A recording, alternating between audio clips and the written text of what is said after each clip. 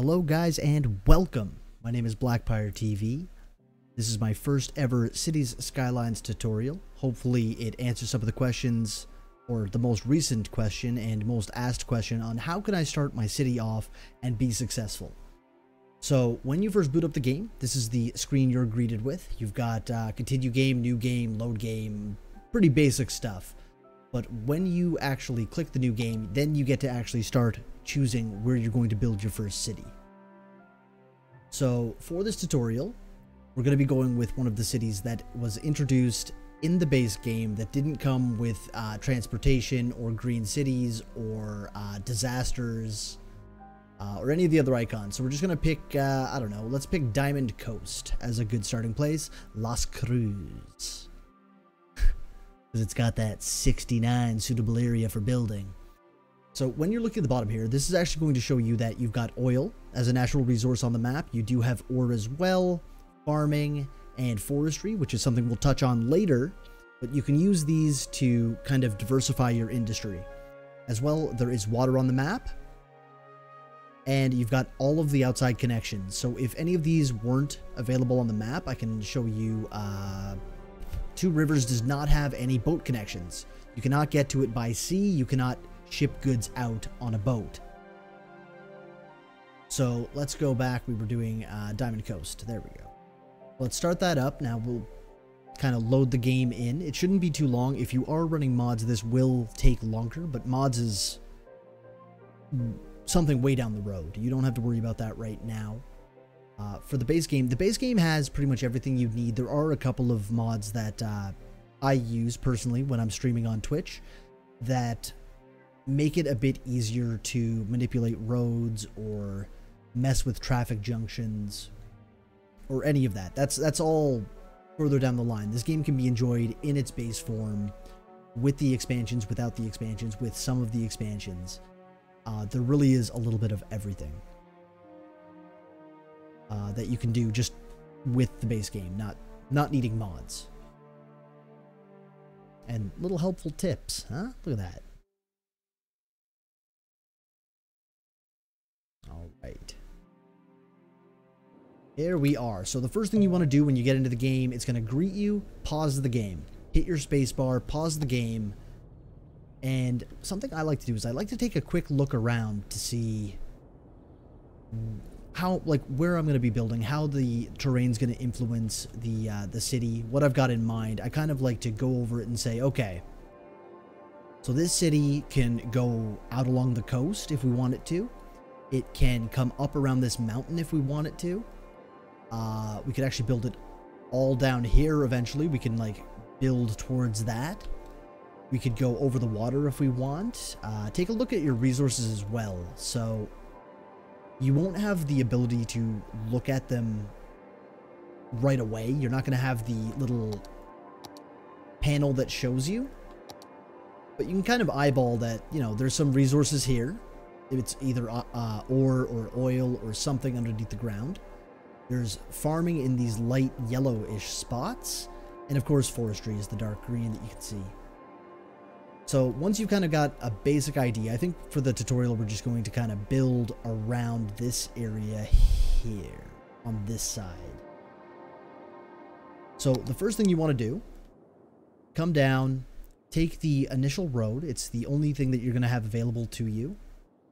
And you're going to build one little 40. See that? How it's $40? You're just going to build one piece. You're going to hit B for your bulldozer or click down here.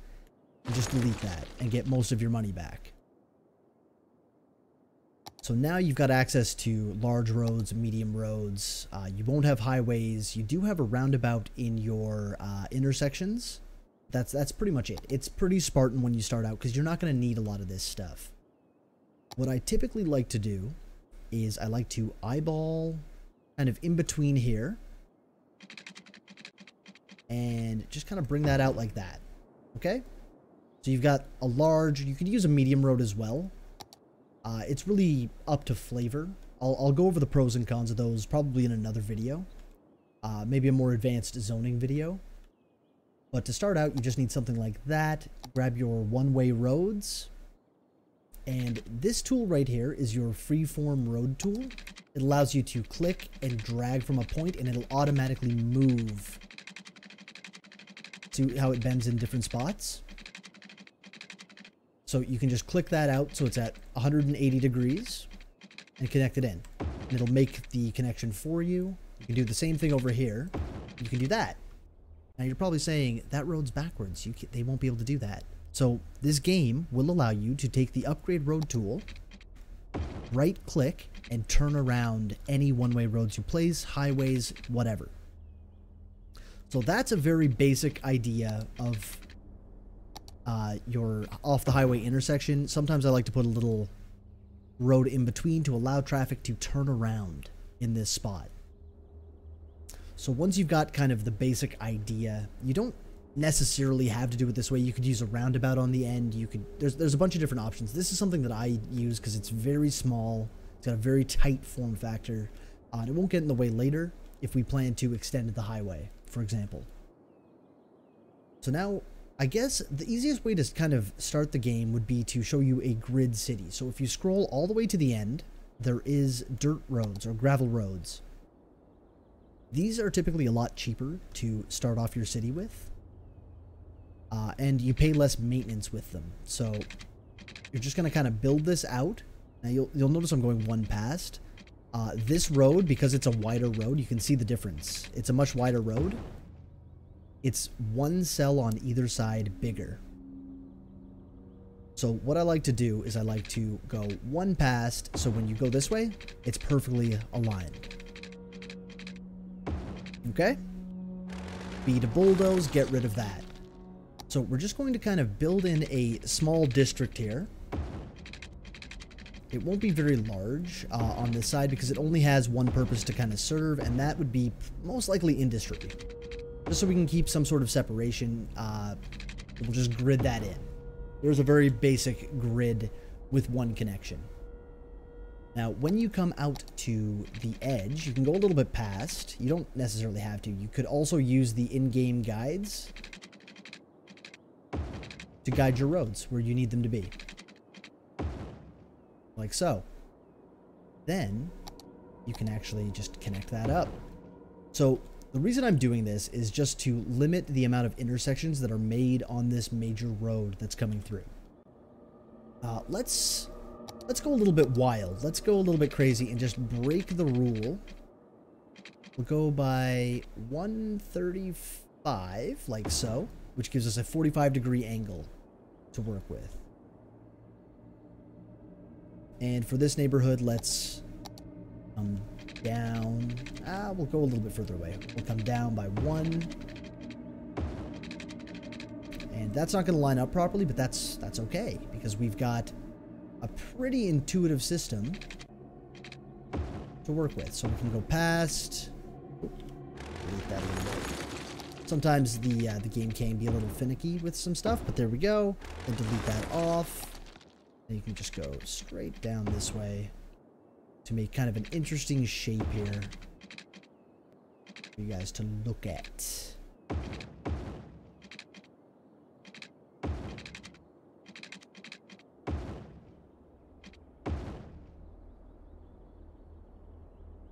Let's do another one.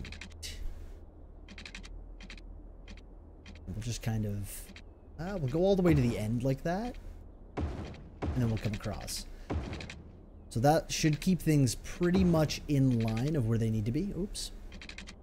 Should keep things pretty much in line where they need to be. And we can start kind of making some extra connections to the main road. So the reason that we're zoning this way, or the reason that we're putting the roads this way, is so that traffic coming through this area, they'll only go inside of the neighborhood if they need to either live there or shop there or whatever. So it's a way of managing traffic. So somebody that lives over here will find it faster to stay on the main road and then turn in, as opposed to come in and then go across. Now, just to show you that you really can play this game however you like, you can put a couple of roads in like this if you'd like. It's okay. Like, it doesn't matter. It's not the end of the world to kind of break the grid. You can break the grid. You can really do whatever you want. That's the beauty of this game, and that's why I keep coming back to it even after years of playing it, is there's so much freedom and there's so much creativity that can be used that you really shouldn't limit yourself. So be mindful, be aware of how much money you're spending at this point. So we've spent just about 50 grand to get this kind of up and running. And some of the grids are a little bit off. What I typically would use in this case, where the grids are not lining up properly, there's a mod called Precision Engineering, which allows you to hold Control or Shift to snap your points around. So you won't get this little break. But, I mean, it's really not the end of the world. That's not a huge deal. It doesn't really bother me. Sometimes just deleting a road and putting it back in can get that, if that stuff bothers you. If that stuff bothers you, this next little subdivision I make will really, really bug you. So, before you spend too much money, you really have to get your balances figured out for how you're going to power your city and how you're going to get them water. So, because we looked around, I did realize that we had water, but it's so far away from where we currently are working. So something you can do is there's water towers in the game. I like to put one like in there. And then you can run your water underneath the city. When you're running water, make sure not to overlap too much. So something like this is about as optimal as you can get, because you will pay maintenance costs. You will pay upkeep on keeping these running. So I like to just kind of lay those across very broad strokes to cover as much possible land as I can and not spend too much money. And just connect them up like so. Because if you're doing like stuff like this, you're spending a lot of extra money that you don't need to spend. Just try and eyeball it. It doesn't have to be perfect. See that little extra space? We're not going to worry about that now because it's going to cost us a lot of money to deal with. We're going to need an outflow pipe. So if we were doing both, if we were taking water from this, you would want to keep, you wouldn't want to do this, for example. This is what I'm trying to say. You wouldn't want to suck water up, like down river of your poop pipe, as I call them. This would have to be like way down here so that the water doesn't contaminate and you don't contaminate your drinking water and kill everyone. So let's just do that. And now we need to figure out power and how we're going to get power down there. So because I've made this an industrial kind of corridor, we're going to put that down like that. And we're going to go out. No, maybe not. Maybe we won't be able to go outside. A little too tight. We're going to clip that a little bit. And we're just going to bring it in over top. It will get power. It will get a connection, I believe.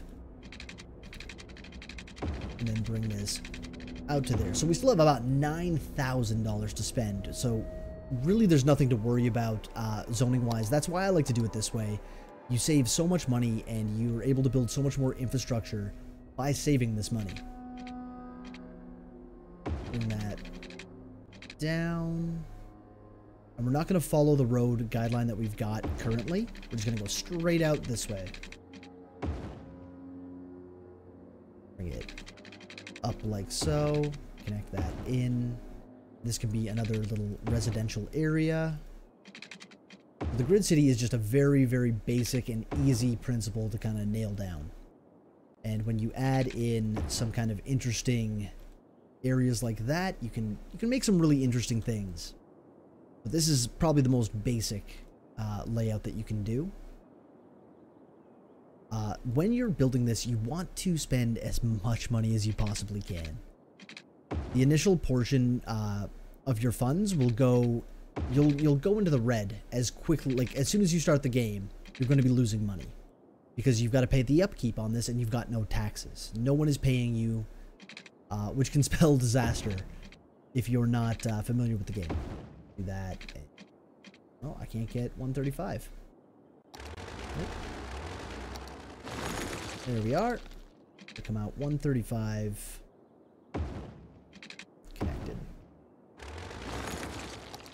And we'll just do a little curvy road through here. We'll do a curvy road from here and make a... What's that's fine. Up like that. All right. That looks pretty good, pretty basic, pretty simple. But it's left us room to grow later on. So, like I was saying before, we've left it in a way that we could run the highway through here and then down and then bring it so it comes down this way and then along the coast if we wanted to. We can bring it so we could do some sort of crazy intersection here that brings a highway up and a highway down. We've left options. We've left a couple of different choices here. So it's just something to be mindful of. So I'm going to start zoning. And if we have money left over, so I might end up spending that as well, just to get rid of it. It's okay to dip into the red at the beginning. It is not the end of the world. All right. So you'll probably notice that I've left the blue on the major roads. I'm zoning the residential in my neighborhoods on the inside, the interior corridor. Don't go too crazy with this at the start. You kind of want to go a little bit slower with how you're zoning. Just because if you go too quickly, you'll actually... Everybody moves in at once means everybody will die at once. Death waves are absolutely a thing that can happen in this game. Where people just keep dying and then they make each other sick and then they continue to die. It doesn't end that well. But we'll bring that down so we can get our power jumping in a kind of logical way. That's actually something else I should quickly touch on, is these little blobs around buildings is their influence of power. It's where their power grid touches. So to show you an example, this may not be connected because I never dropped a power line in there, but if I do that, this is now connected to power. It's why I brought this over and brought it close. But these blobs expand when buildings start to go in. So if you're clever with your zoning, if you do something like that, let's take this off so I can show it in action. If I'd like my power to go in a specific pattern, I can actually remove all this zoning here. I can do something like this. So what's going to happen is when they move in, they have to move in here. That's the only place that's available for them to move in my city. They'll have to work here. That's just how it is. Let's just blow the money on... I don't know. Let's just do this. We get as much road out of it as we can. There we are. 25 bucks left. You can get a couple Big Macs. Easy. Can't even do a dirt road. See, we've spent the maximum amount of money that we're able to spend. We have nothing. Well, we can build a nub, which is no good to us. So that's the most money we can spend. So let's go over the other panels now. So the zoning panel, which I was just in, will allow you to zone for your residential, your commercial, and your industrial. This one just gets rid of zoning, but you can do that by right-clicking and dragging. That's with the marquee tool. You also have a small paintbrush for getting into like little zones like this if you wanted to do something like that. Then you've got a larger version of that to do large stripes. And then you've got your budget panel. Now this can look a little bit intimidating at first. It's really straightforward. So what this is saying that because I've got the daytime and nighttime expansion, I can have my electricity higher or lower at night. Right now it's at 100% budget, which will give us 100% of the power that the buildings say they will give us. Which this will happen, we're using this power plant, the coal power plant, which produces 40 megawatts of power.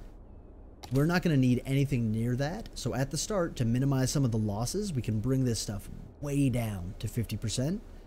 Road maintenance will not actually affect you at all. And then you get just some different things like where's your money coming from for residential, for commercial, industry and offices, transportation, and if you've got commercial zones by tourists and public transportation by tourists.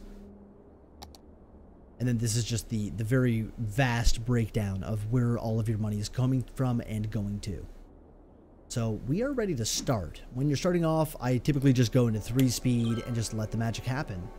Here we are. See, so they're zoning on this outside here. And it's going exactly how I said it was going to go. So they're going to zone up that corridor, and then they're going to come over here. They're going to look for work, and then they're going to look for shopping.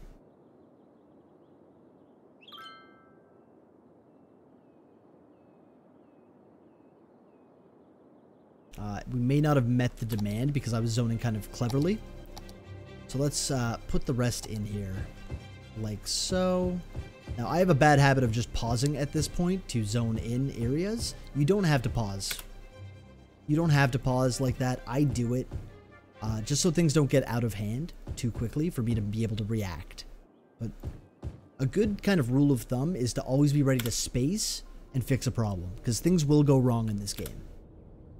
And the longer you leave them, the worse they will get. So you can see we are dipping way down, almost losing $1,000 every week. But if we continue zoning and we continue letting these guys build up their area and moving in, it won't be a huge issue. We'll break even very shortly. And because we've zoned so much infrastructure, we can actually... we might be able to skip a few milestones, which is what these are. We'll touch on those when they pop up. Okay, so we need more workplaces. Let's just zone the rest of that area in. You don't want to put your industrial stuff inside of your residential. You don't want to put it too close. This does generate pollution, as you can see. They've got big billowing smokestacks and all sorts of rubbish. So there we are. We're at minus 67 a week. We're about to break even. We just need a couple more buildings to pop up. Then we're going to be ready to move on to the next phase. There we are. We are making a profit.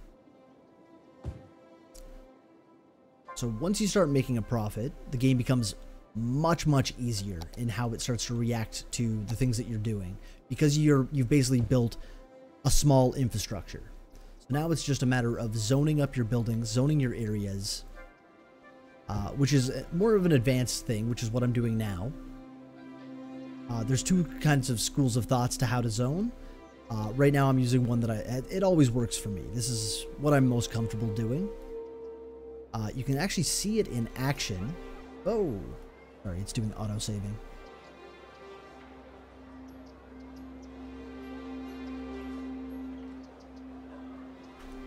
Or freezing. There it goes. All right. Autosave, you were the best. All right, boys and grills. Lego. We kind of got this like sleepy little town. Dude driving a Jeep.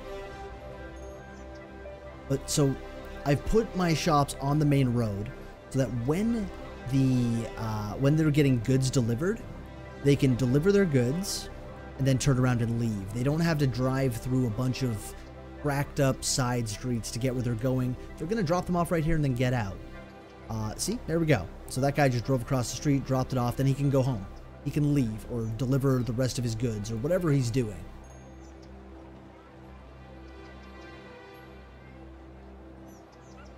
Alright, so we're making about 557. I'm going to turn the speed back up, and there's our achievement. So, once you've hit your first achievement, everything from here is just using the same principles, but I will put more tutorials up on how to go from Little Hamlet to Colossal City or Metropolis or Megalopolis or wherever, okay? Oh, well, I meant to actually bring you guys through this. So we've hit a population of 500. This number changes based on how much buildable land you have. If you, like, don't think you have to build 500 on, like, the small little island version of this map. If you only have 12% buildable land, you'll only need to hit, like, 20 citizens or something. But now, we've unlocked taxes, we've unlocked loans, we've unlocked garbage, healthcare, education. And these are some of the buildings that we've unlocked with that. So we've got an elementary school, we've got medical clinics, we've got a landfill site, a recycling center, which came with a DLC. The Green City DLC came with the recycling center and community schools, which are just a little bit of flavor, and those are just your achievements in the game. So the first thing you want to do once that's happened is you've got to get your clinic going. somewhere kind of centrally located. So you can see everybody gets very happy about that. And then you've got enough to also buy a landfill. Now, you can see that has a pollution radius. So everything inside that radius will be polluted. Put it on the outskirts of your city. These have to be emptied before you can move them. So pick kind of a decent spot, or don't use it and save up for recycling centers if you have that option. Typically just kind of lay it away from everything else and it'll be fine. Then put it back on 3 speed. I don't know why. It does slow your, like, once you've hit your achievement, the speed does go back down to 1. So you can see we're starting to hit the threshold of our power generation. That's not because it can't produce it, but because we brought our budget down. It's producing half of the power that it normally would. That can go up to 100% again now that we're turning a profit. There we are. There we are. 100%. And another little tip, all right? Just between you and me. Just between us. All right? Just between us girls. Take your taxes up to 12%. Your citizens are more than happy paying 12% tax in the base game. They don't mind, and it's a huge weekly benefit. So look at that. Our number went from 200 or so up to 700, 800, 900, 1,000. No. Yes, 1,000. There it is. Let's get this going like that, and we'll get this going here, and okay, I brought the pipes across. So now it's just more of repeating the same. So hopefully that gave you guys some idea of how I like to start my cities, how I like to go about it. Look forward to more tutorials. I'm going to be making a whole bunch of these, a whole series in fact, on how I'm going to grow this city and expand it, and any problems that arise, because this is not typically something that I do. This would be better suited as maybe a roundabout, but I don't know what kind of traffic's going to go through it, so we'll see what happens. All right? Thank you guys very much for tuning in. Let me give you one of these. Hold up. There's your small city. And that's it. That's the most basic way to start. It's the easiest way to start, and the easiest way to start grasping how the game actually plays. This has been a tutorial with Blackfire. You stay classy. All right? You stay classy.